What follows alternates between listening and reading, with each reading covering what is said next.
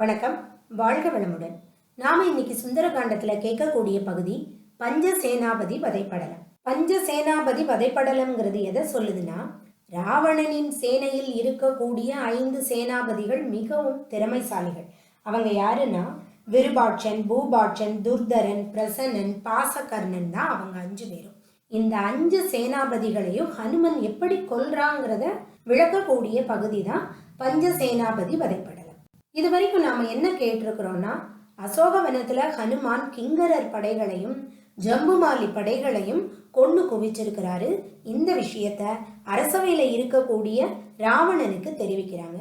இனி ராவணன் என்ன முடிவெடுக்க போறாங்கிறத தான் நாம இப்போ கேட்க போறோம். ஜம்புமாலியவும் ஜம்புமாலி படைகளையும் ஹனுமான் கொண்டு குவிச்சிட்டான்னு கேட்கக்கூடிய ராவணனுக்கு அவ்வளவு கோபம் வருது.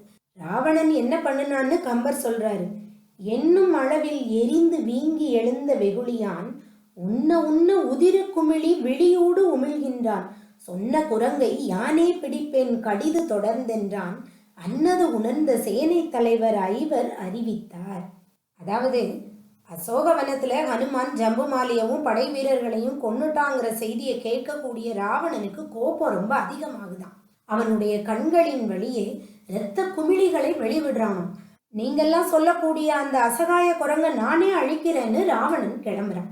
இதை பார்க்கக்கூடிய அந்த பஞ்ச சேனாபதிகளும் ராவணன் கிட்ட சொல்றாங்க. என்ன சொல்றாங்கன்னா, அன்றியும் உனக்கு ஆளின்மை தோன்றுமால் அரச, வென்றியில்லவர் மெல்லியோர் தமை செலவிட்டாள், நன்றியின்றொன்று காண்டியேல் எமை செல நயத்தி என்று கைதொழுது இறைஞ்சினர் அரக்கனும் இசைந்தான்கிறார். பஞ்சசேனாபதிகள் அரசன் கிட்ட சொல்றாங்க, அரசே, ஒரு குரங்கு பிடிக்கிறதுக்கு நீ போனேன்னா உனக்கு ஏவல் செய்ய ஆளே இல்லைன்னு அர்த்தமாகி போயிடும். நீ ஒரு குரங்கு பிடிக்க போகலாமா? நீ இதுவரைக்கும் அந்த குரங்கு கூட சண்டை போட அனுப்பினியே, அவங்க எல்லாருமே வெற்றி பெற தகுதி இல்லாதவங்க, வலிமை குறைந்தவர்கள். இன்று நீ ஒரு நல்ல செயலை காண விரும்பினாலும் சரி, கேட்க விரும்பினாலும் சரி, எங்க 5 பேரையும் அனுப்புன்னு பஞ்சசேனாபதிகள் ராவணன் முன்னிலையில கைகூப்பி நிக்கிறாங்க. அதை கேட்கிற ராவணனுக்கு ரொம்ப சந்தோஷமா இருக்கு. அவங்க 5 பேரையும் அனுமனை எதிர்த்து போரிடுறதுக்கு தக்க படைகளோட அனுப்புறாப்ல. ராவணன் தன்னுடைய 5 சேனாபதிகளாகிய விருபாட்சன், பூபாட்சன், துர்தரன், பிரசன்னன், பாசகர்ணன் இவங்களை ஏன் அளவுக்கு அதிகமா நம்புறான்னா, ராவணனது உயிரை எடுக்கிறதுக்காக யமதர்மராஜா நாள் குறிக்கிறாப்ல.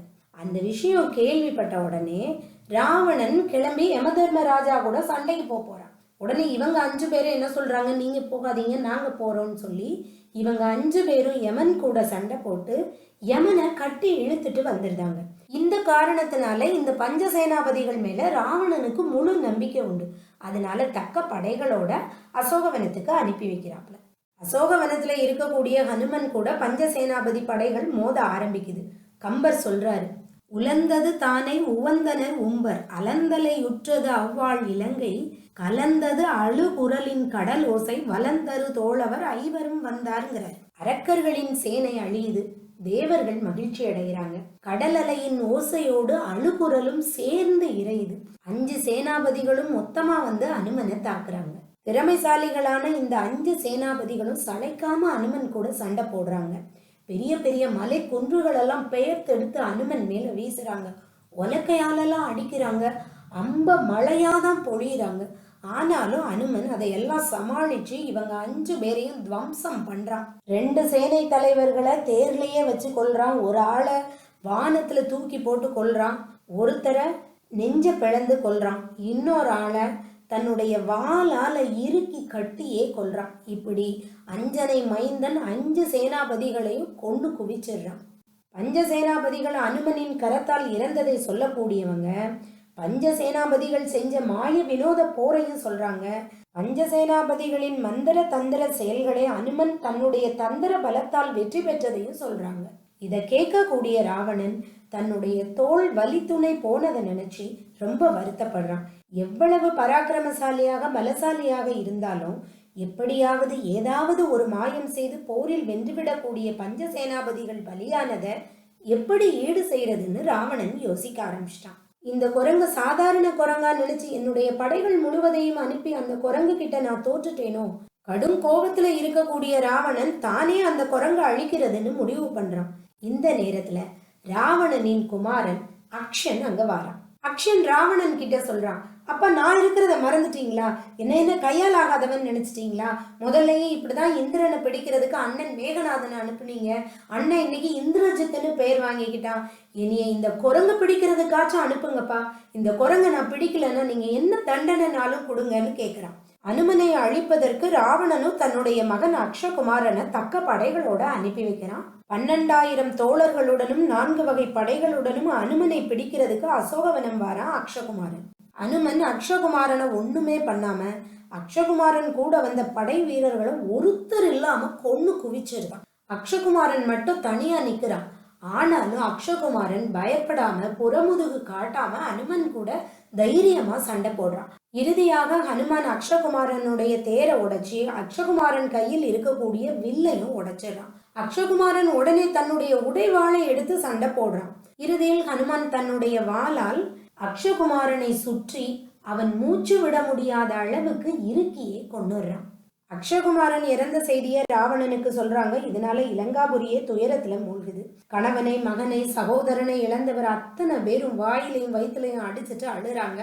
அக்ஷகுமாரன் இறந்த செய்தியை கேட்கக்கூடிய மண்டோதரி நேரே அரசவைக்கு வந்து அழுறா. இந்திரஜித்தும் அரசவைக்கு வாரான். இந்திரஜித்தை பார்த்த உடனே ராவணன் சொல்றான், அந்த குரங்க நீ போய் இழுத்துட்டு வான்னு சொல்றான். இனி நாம கேட்கக்கூடிய படலம் பாசப்படலம். அரசவைக்குள்ள வரக்கூடிய இந்திரஜித் கிட்ட ராவணன் சொல்றான், மகனே இந்திரஜித், நான் அனுப்பின ஜம்புமாலி, கிங்கரர், பஞ்சசேனாபதிகள், அக்ஷன் எல்லாரையும் ஒரு குரங்கு கொன்னுருச்சு. கடல் சூழ்ந்த கட்டுக்காவல் மிகுந்த நம்ம இடத்துல ஒரு குரங்கு தனியா நுழைஞ்சி இத்தனை போர் தளபதிகளையும் 4 வகை படைகளையும் அக்ஷனையும் கொண்டிருக்குன்னா அந்த குரங்க நாம உடல் பலத்தாலோ ஆயுதத்தாலோ கொல்ல முடியாது, வெல்ல முடியாதுங்கிறது தெரியுது. தவ பலத்திலும் அஸ்திர வித்தையிலும் பராக்கிரமத்திலும் எனக்கு இணையானவன் நீதான். அதனால இந்திரஜித், நீ போய் அந்த குரங்க பிடிச்சிட்டு வான்னு ராவணன் இந்திரஜித் கிட்ட சொல்றாப்ல. என்ன சொல்றீங்க? அக்ஷனை ஒரு குரங்கு கொன்னுச்சா? என் தம்பி அக்ஷனை கொன்ன அந்த குரங்க நான் கண்டிப்பா பழிக்கு பழி வாங்குவேன்னு கர்ஜிக்க கூடிய இந்திரஜித் ராவணன் கிட்ட கேட்கிறான், அப்பா, எறும்பு கூட நுழைய முடியாத நமது கோட்டையில ஒரு குரங்கு நுழைஞ்சிருக்குன்னா அந்த குரங்கினுடைய துணிவையும் அதனுடைய ஆற்றலையும் உங்களால அளவிட முடியலையா? எதுக்காக எனக்கு முன்னால ஜம்புமாலி, கிங்கரர், பஞ்சசேனாபதி, அக்ஷன் அத்தனை பேரையும் தனித்தனியா அனுப்பி வச்சிருக்கீங்க? அவங்கள குரங்கு கொல்லலப்பா, நீங்க தான் கொன்னுட்டீங்கிறான் இந்திரஜித். இந்திரஜித்தினுடைய குற்றச்சாட்டுக்கு ராவணன் எந்த பதிலும் சொல்லல. ராவணன் ரொம்ப அமைதியா இருக்கிறாப்ல. மந்திர ஆலோசனை கூடங்கிறதுனாலதான் இந்திரஜித் இப்படி பேசுறாப்லையே தவிர அப்பா மேல பெரிய மரியாதை உண்டு இந்திரஜித். கம்பன் இந்திரஜித் வாயிலாக சொல்றாரு, ஒன்று நீ உறுதி ஓராய் உற்றறிந்து உளையகற்றி வந்திரல் குரங்கின் ஆற்றல் மரபுளி உணர்ந்து மன்னோ சென்று நீர் பொருதிர் என்று திறத்திலும் செலுத்தி தேய கொன்றனை நீயே அன்றோ அரக்கர்தம் குழுவை என்றான்கிறார். தொடர்ந்து இந்திரஜித்தின் நிலைப்பாட கம்பர் அழகா சொல்றாரு. தம்பியை உண்ணும் தோறும் தாரை நீ ததும்பும் கண்ணான் வம்பியல் சிலையை நோக்கி வாய்மடித்த உருத்து நக்கான் கொம்பியல் மாய வாழ்க்கை குரங்கினால் குரங்கா ஆற்றல் எம்பியோ தேய்ந்தான் எந்தை புகழன்றோ தேய்ந்ததென்றான். தம்பியை நினைக்கிறப்பெல்லாம் தார தாரையா கண்ணீர் விடக்கூடிய இந்திரஜித் தன்னுடைய வில்லை பார்த்து கோபத்தோட தன்னுடைய இதழை மடக்கி சிரிக்கிறான். ராவணனை பார்த்து சொல்றான், மரங்களில் நிலையில்லா வாழ்க்கை வாழக்கூடிய ஒரு குரங்கா ஆற்றல்னா வளையாத வலிமை வாய்ந்த என்னுடைய தம்பி எல்லாம் இறந்து போயிட்டான், என்னுடைய தம்பி மட்டுமா அழிந்து போனா, எனது தந்தையாகிய ராவணனின் புகழும் அல்லவா அழிஞ்சு போச்சுன்னு வருத்தப்படுறாப்ல. தம்பிக்காகவும் அப்பாக்காகவும் வருந்தக்கூடிய இந்திரஜித் தந்தை ராவணனை சுற்றி வாரான். அப்பா, நான் போர்க்களத்துக்கு கிளம்புறேன்னு சொல்றான். உடனே ராவணன் இந்திரஜித்தை பார்த்து சொல்றான், இப்ப கூட நான் ஒன்ன அனுப்பணும்னு நினைக்கலப்பா, நான் தான் போகணும்னு முடிவு பண்ணேன். ஆனா ஒரு தனி குரங்குக்கு இணையா இலங்கை மன்னன் போவதான்னு நினைச்சுதான் நான் ஒன்ன சொல்றேங்கிறான். இப்படி சொல்லக்கூடிய ராவணனை இந்திரஜித்து ஓடி போய் கட்டி பிடிச்சுக்கிறான். ஏப்பா இப்படி சொல்றீங்க? நான் இருக்கிற வரைக்கும் உங்களுக்கு தோல்வியே கிடையாதுன்னு சொல்லக்கூடிய இந்திரஜித் தன்னுடைய படைகளை அழைத்து கொண்டு அனுமனை வெல்வதற்காக அசோகவனத்தை நோக்கி போறாப்ல. இந்திரஜித் போற வழியெல்லாம் இறந்த உடல்கள் மலை குன்றுகள் மாதிரி கிடக்கு. அந்த குன்றுகளையும் இரத்த ஆறுகளையும் கடந்துதான் இந்திரஜித்தோட தேர் போகுது. நெஞ்சில் குரோதம், கண்களில் கோபம், மனதில் தம்பியை இழந்த சோகத்தோட அந்த வானரனை அழிக்கிறதுக்காக போகக்கூடிய இந்திரஜித் யோசிக்கிறான், அந்த குரங்கை பிடிக்கலாம், துன்புறுத்தலாம், ஏன் கொல்ல கூட செய்யலாம். இதனால இழந்த ராவணனின் புகழ் மீட்கப்படுமான்னு யோசிக்கிறான். 4 வகை படைகளோடு தன்னை தாக்க வரும் இந்திரஜித்தை வாருங்கள் வாருங்கள் என்று ராம நாமத்தை சொல்லி வரவேற்கின்றான் நமது ஹனுமன். நாமும் ஹனுமனோடு இணைந்து ராம நாமத்தை உச்சரிப்போம். ராம ராம ஜெய சீதா ராம ஜெய ராம ராம ஜெய ராம். ராம ராம ஜெய சீதா ராம ஜெய ராம ராம ஜெய ராம். ராம ராம ஜெய சீதா ராம ஜெய ராம ராம ஜெய ராம். இந்த காணொளியை கண்டு பயனடைந்த அனைவரும் வாழ்வில் மகிழ்ச்சியாகவும் செல்வச் செழிப்போடும் வாழ்வீராக. வாழ்க வளமுடன்.